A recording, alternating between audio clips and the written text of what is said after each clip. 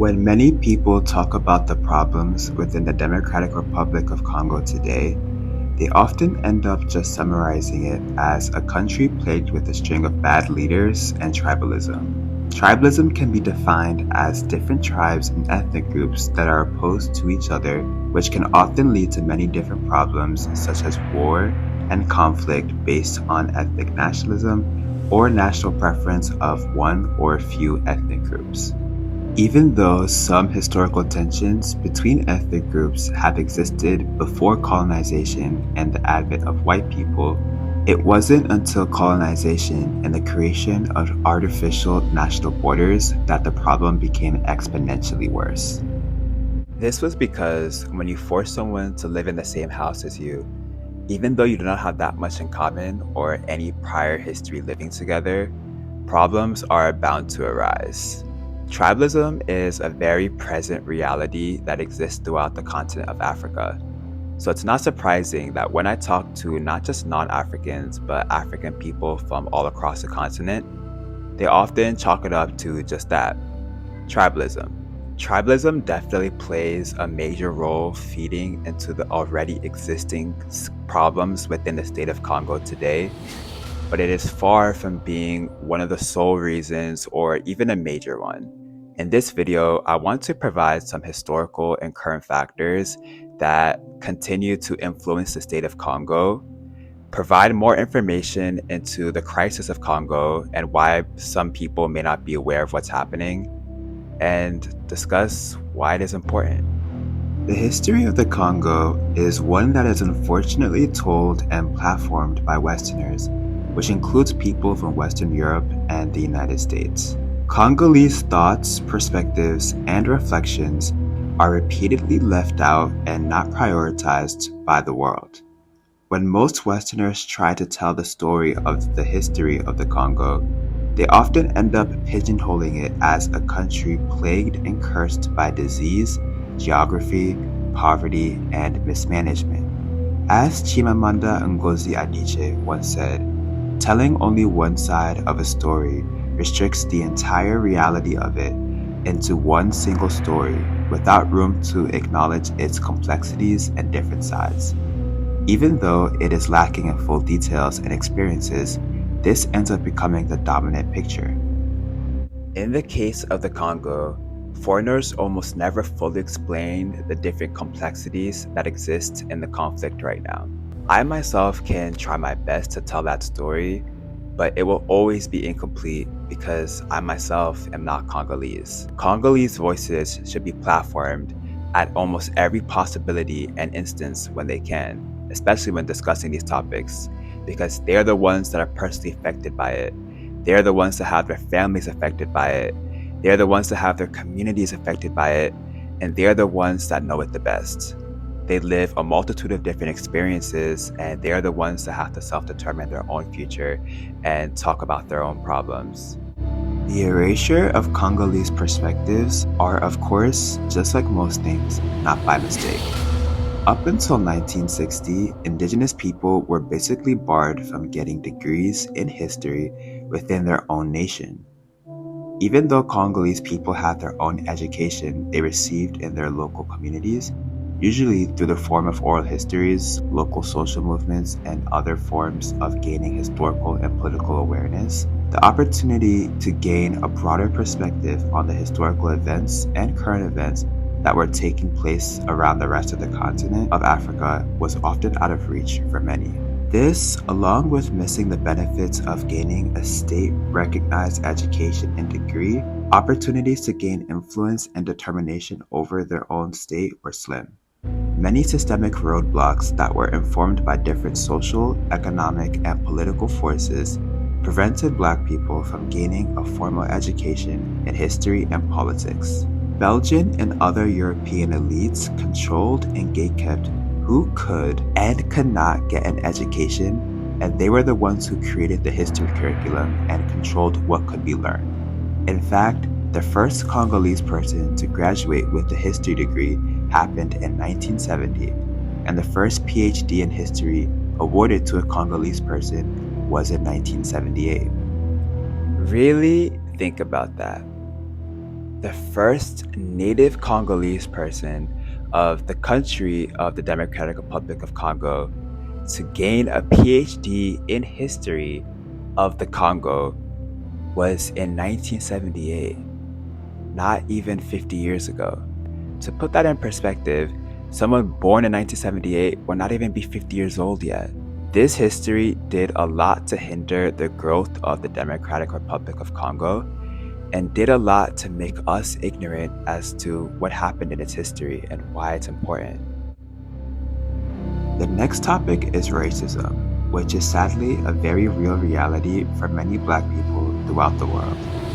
The reason why people do not care about what is happening in the Democratic Republic of Congo is for the sole fact that the people who are being massively affected are Black people. If the same war over land and precious resources was happening in Germany or Japan, it would be all over international news outlets and social media.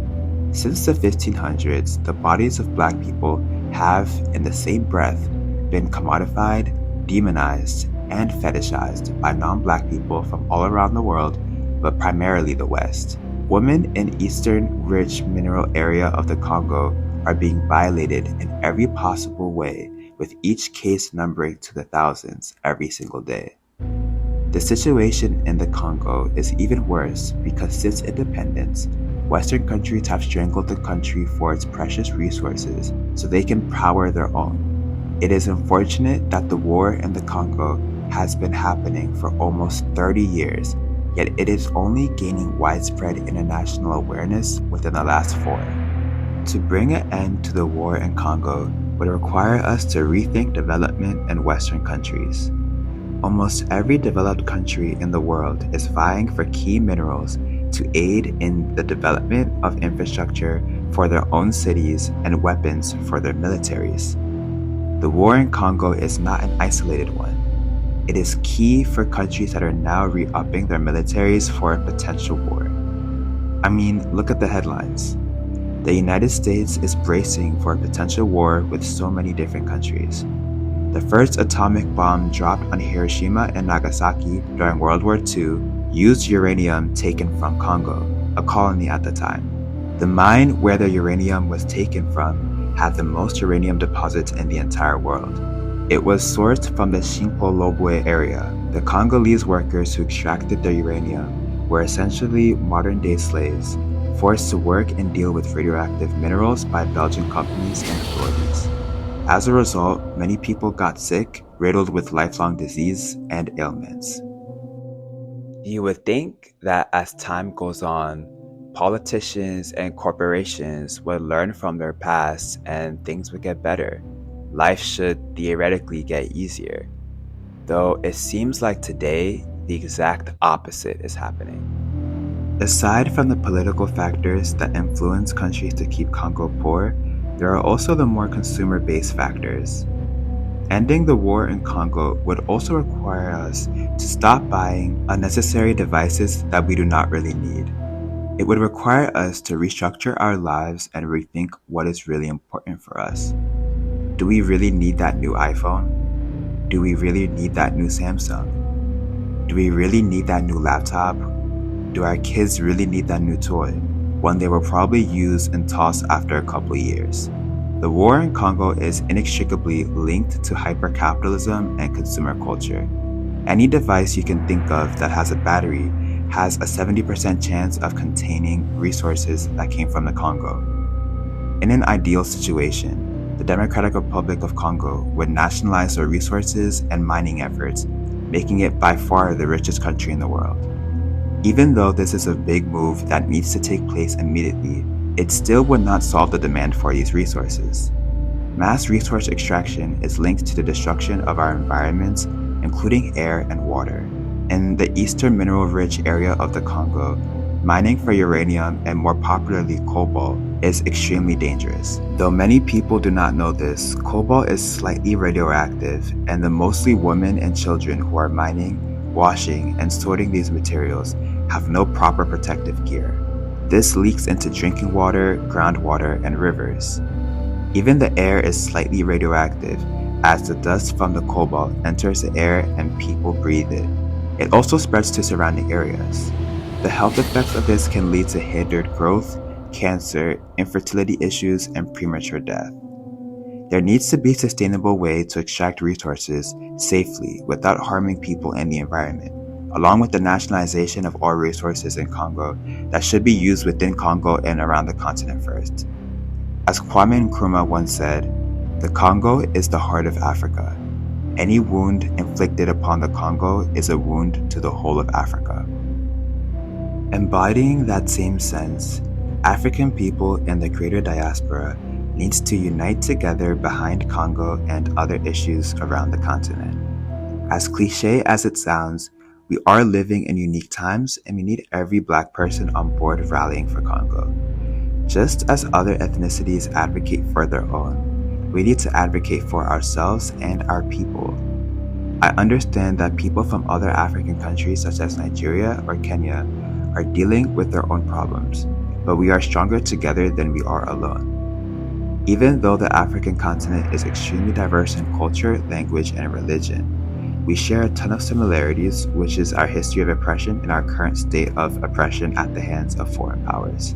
Though the specificities of certain wars and conflicts throughout Africa are unique, the people who drive and maintain the instability are the same, no matter which country in Africa you are in. We need a mass movement of people boycotting companies such as Apple, but also bringing attention to the issue. Africa can be self-sufficient if we allow it and fight for it. The Congo River is so powerful, it can power the entire continent with consistent 24/7 electricity. The Democratic Republic of Congo alone could feed the entire continent. Besides the economic factors, there are the human ones as well. The loss of life in Congo is simply incomprehensible. The number of people who never had a chance to elevate and support their families is truly saddening. The loss of life in Congo is a loss the entire world will feel, even though they may not realize it. This sense of racism and Afrophobia can be found in all groups, even amongst some other Black people. That is the core reason why I created this channel. The world does not care about Black people or the issues we face. It makes me extremely sad to see how the world treats the Congo and Congolese people. I want to use this platform to help bring awareness and educate about different topics pertaining to Pan-African thought and decolonial thought. With that being said, thank you so much for watching this video. I plan to make more videos related to the topic of Africa, so be sure to stay tuned. With that being said, thank you so much, and I'll see you in the next one.